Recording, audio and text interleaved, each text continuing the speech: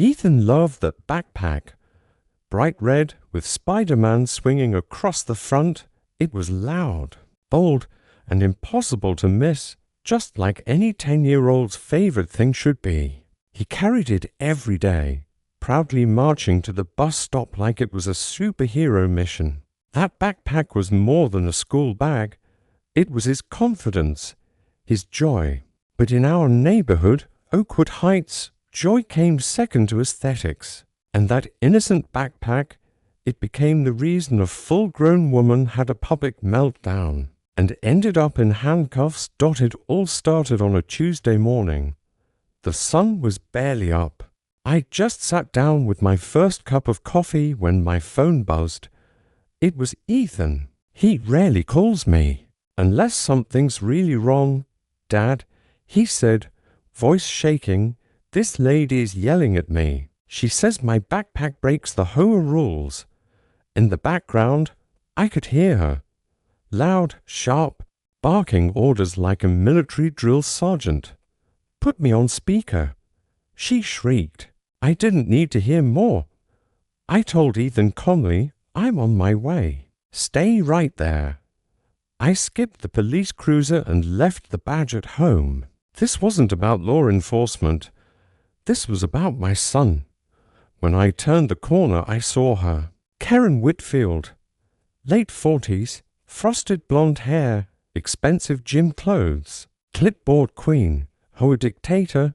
She stood there, posture perfect, fury glowing from her perfectly lip-lined mouth. And she was glaring at Ethan's backpack like it was a threat to national security. I approached calmly.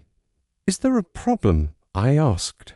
She turned to me, chin high. Yes, there is. I'm Karen Whitfield, president of the HOA, and your son is in violation of neighborhood policy. I blinked. Violation? He's 10. He's holding a backpack. She whipped out her phone and started scrolling like she was about to recite scripture. Section 12, paragraph 3, all visible items must conform to the earth tone palette. That backpack is a visual assault.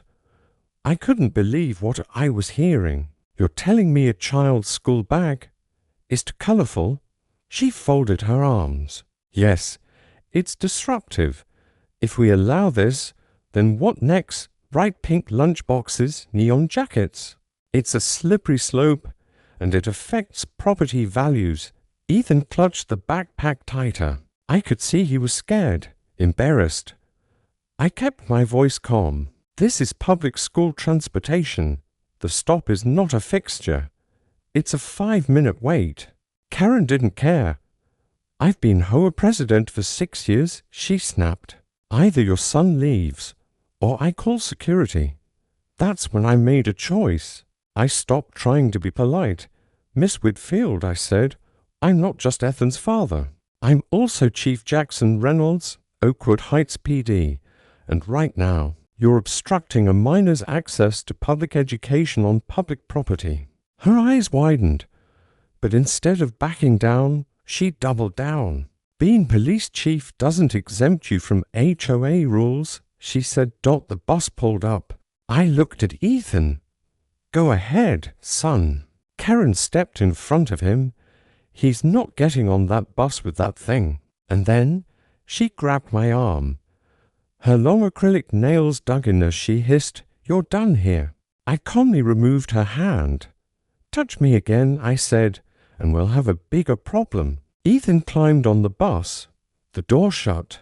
The bus pulled away. Karen stormed off toward her beige palace. But I wasn't done. By 6 p.m. I had a file full of photos, witness statements, past HOA complaints, and a signed letter from the county compliance office. I showed up to that emergency HOA meeting in full uniform, badge visible, calm and ready. Karen tried to take control. We're here to discuss community violations, she said. She clicked the screen. A blown-up photo of Ethan's backpack appeared behind her. This, she said, is what's dragging our property values down. She finished and looked at me, expecting silence, but I stood. Thank you, Miss Whitfield, before I respond to the backpack issue, let's talk about a more serious concern. I dropped the file on the table. This morning, Karen Whitfield physically blocked my son from boarding his bus. She grabbed my arm. These are photos. These are statements. Then I pointed to the back of the room. This is Inspector Davis from County Code Enforcement. Karen's mouth opened in shock. Inspector Davis stepped forward.